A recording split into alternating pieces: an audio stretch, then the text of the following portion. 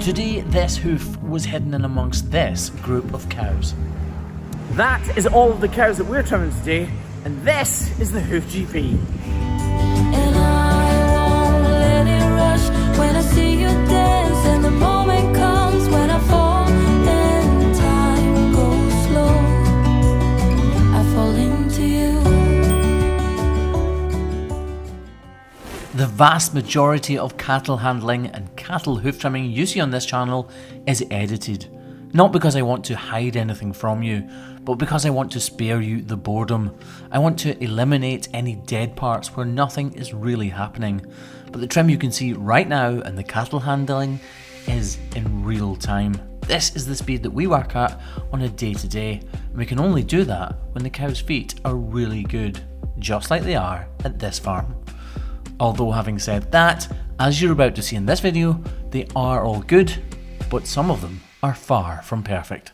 I'm sorry for making you feel like you're not good enough, 'cause you're the best, you know. I'm sorry for making you feel like you're not good enough. Give me a chance, yeah baby, try just one more night, then make up your mind. Please don't say that it's goodbye, bye, bye. If you just believe it, I know we can make it. We used to be strong, love.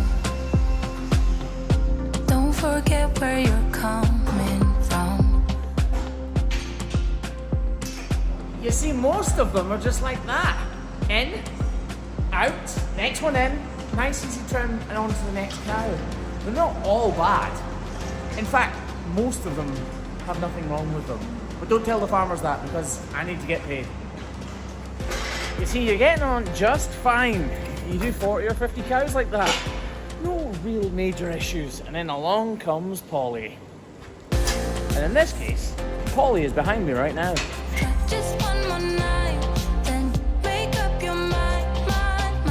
Please don't say that it's goodbye, bye, bye. If you just believe it, I know we can make it. I deliberately showed you the video of the cows coming into the parlour at the very beginning of this video, because that's when hoof trimmers like me spot problems like this. Polly doesn't want to touch the ground with that front right foot, and it's little wonder why when we pick it up to see what's wrong. 2 seconds in with the grinder and this happens. Look at that. So straight away, we've started grinding away to remove this excess horn here, and she's bleeding from the inside. Clearly we have not touched in here where the blood is coming from, so that's not our fault. But grinding here has insulted it enough for it to actually bleed. This is bad, really bad. So what we're going to do is we're going to stop using the grinder on that inside claw. We'll prepare the outside claw for a block, because she's definitely going to need a block. And then we'll go at the medial claw with the knife to try and protect her as much as possible. So we are leaving that inside claw alone just now, but we need to grind down the outside claw. We need to make sure it's completely flat, so there's no undulations, so that the block will stick perfectly. This white powder at the tip of my finger is natural shedding. And if we don't remove it, it's naturally going to shed away, which will mean the block, or the glue, becomes detached, because naturally it's falling away.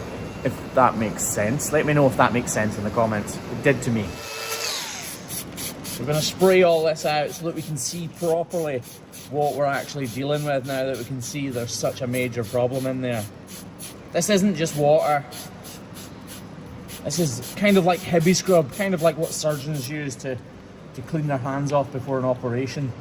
Not that this is an operation, because it is definitely not, but it doesn't harm to have an antibacterial agent in there, does it? So we might as well use it rather than water. And to be honest, it's so cheap it doesn't really matter. Okay, so clearly there's a cavity here. Like if I put the edge of my knife inside it, you can see it goes under. So it goes quite far back actually, and under here.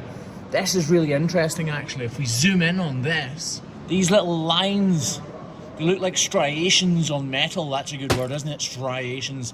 But these are where the lamina attach the inside of the cow's hoof. This is the actual attachment of the inside of the hoof to the outside of the hoof. And they're blown apart. Anyway, let's get all of this excess hoof horn removed and get her much more comfortable. Sometimes these things may seem overcomplicated, but if we don't know what we're looking at, how can we possibly know whether we should keep it or cut it away? Just that force there removing this hoof horn has caused a little bit more bleeding. It's absolutely horrible, and really, you really find yourself gritting your teeth as you do jobs like this. Like, you're so tense not to put any more pressure on this cow. Anyway, I'm going to shut up and keep going now.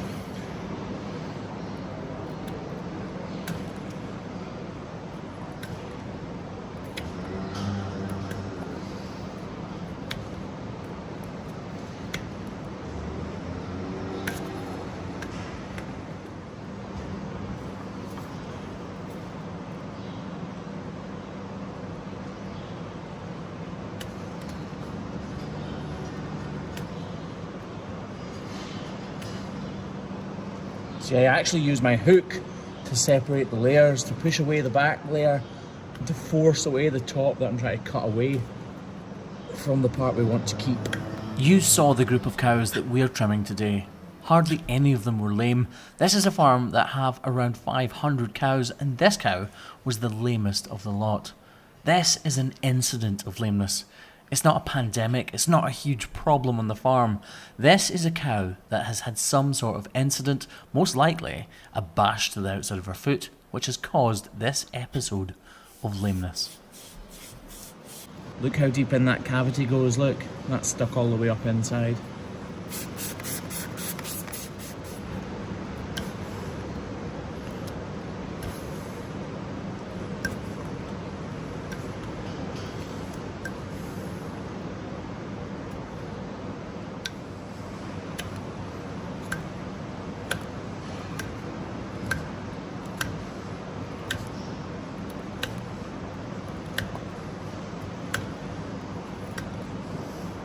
This part of the hoof horn is so tough. It's the architectural part. This is what actually takes the whole of the cow's weight, not the sole. It's like if you imagine a bridge, this is the part that holds up the bridge itself, the legs if you like. And because this bit is so tough, if I press at the top of her hoof here, you can see that cavity moving, which lets us know it goes all the way to the top here. So we're going to remove this portion of the wall. I said I wasn't going to use the grinder on this hoof, but it's going to be the quickest and most effective way. Sure, at first glance this hoof did look bad, but not half as bad as it's about to look. You see that cavity extends all the way up her outer wall horn, almost all the way to the coronet or the hairline. You can see me using the edge of the grinder here to strip away that hard architectural hoof horn before getting the knife out to do the finer work. This is very delicate work, even although it may not look like it. I need to put a huge amount of force into removing this hoof horn, and as you can see, there's a lot to be removed. Look, it goes right the way around the outside of her hoof. Look at that. It travels all the way up the inside of this hoof. What a mess.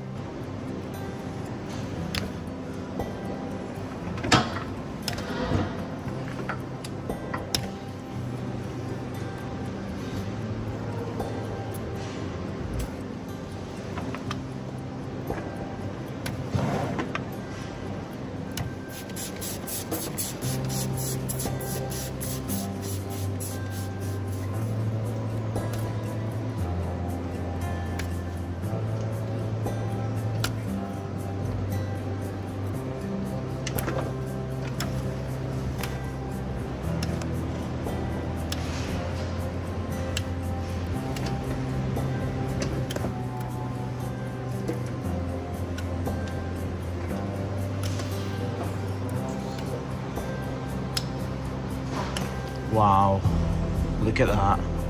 See the dermatitis here attacking the corium. Now this maybe doesn't look beautiful, but I'm actually really happy with it. We've got rid of all the detached horn, and that's going to be crucial for this long, but hopefully prosperous, healing process. Okay, let's continue and get this thing finished. This part of the trim is absolutely crucial. There are small fragments of hoof horn that aren't properly attached. in amongst the laminae, and if we leave them there, they will seriously hinder the healing process. Remember, this is detached, this is not something that's live. Yes, there is live tissue round about, but we are not cutting through anything that is still live or properly attached to the cow. This trim started off looking fairly graphic, but I think we can all agree that it's much, much worse than what we first envisioned. Look at the difference now on the right hand side compared to when we started on the left. If you compare them right now, we've removed all of this overburdening hoof horn and all of this part of the hoof capsule, which was keeping the dirt and debris trapped in here. So obviously we are going to wrap this, but more importantly than the salicylic acid is the iodine. Iodine is going to completely dehydrate the outer layers of tissue that have been exposed. It's going to harden it up and protect the inside so that it can heal and grow fresh, good, fantastic new hoof horn. Hopefully. So a problem like this is not going to be fixed overnight. It's literally impossible for it to be fixed within even the next couple of months. Horn or hoof horn grows between 5 and 7 millimeters a month, and the entire hoof capsule, so from top to bottom, is 75 millimeters high usually. That's 10 months. So even if we've done the absolute best possible job, a perfect execution of hoof trimming, it'll still take 10 months for this cow to be completely healed. Having said that, she should be much more comfortable almost instantly. In case you guys hadn't realised, by the way, Kevin is another brother-in-law of mine. So Craig is married to my sister, and I am married to Kevin's sister. Who got the raw end of the deal? You. Kevin, he says. He'll get me as a brother-in-law. So you guys will have been wondering, Kevin has been, we will look at our foot in a second, by the way. You guys might have been wondering, Kevin's been here and he's been away and he's been here and away and here and away, and you've possibly been wondering why that is. Well, Kevin hurt his back really badly because he was a dairyman for years and years, and all of that repetitive strain injury has herniated or prolapsed the disc in his back. Now this is where I need to thank you guys. The NHS, so the National Health Service here in the UK, can be fantastic, but it's really struggling, and Kevin couldn't get a back operation. Now, because you guys watch the videos, obviously I earn revenue from that, so Kevin has been up and down the country, and you guys have helped to pay for that, or you guys have paid for that, and now he's actually due for his big operation on his back next week, and it's a really big one, which you guys have paid for by supporting this channel and watching these videos, so I can't thank you enough for being able to help him. Fingers crossed, because his operation should be on Saturday, so hopefully, this will sound silly, hopefully you guys won't see him for another 4 weeks, because he'll be on the mend. Anyway, let's go and see how her foot is doing, because that block should be dry. Yeah, that's right, I wasn't just talking to you, not caring about the cow being in the crush. We were actually waiting on our block drying. So let's get that foot on the ground and see how she feels now. Nice cow though, isn't she, look? I wish I could have a pet cow. I just don't have enough space though. Look, even if you cuddle them, you'd think she'd pull away, wouldn't you? Nope. So look at this. This is her foot when we first put her in the crush just a couple of minutes ago. She was padding at it. Look at her. She doesn't want to put that foot on the ground at all. It hurts to even touch the ground. Take a look now. Barely a hint of movement. She's putting all of her weight on that orange block, and it's alleviating the pain. So straight away, we don't know how she's going to walk, but we do know she's now putting weight on that foot where she didn't want to just a few minutes ago. How satisfying is that? You don't need to comment. I know how satisfying it is. It's massively satisfying. For me, but probably more so to the cow.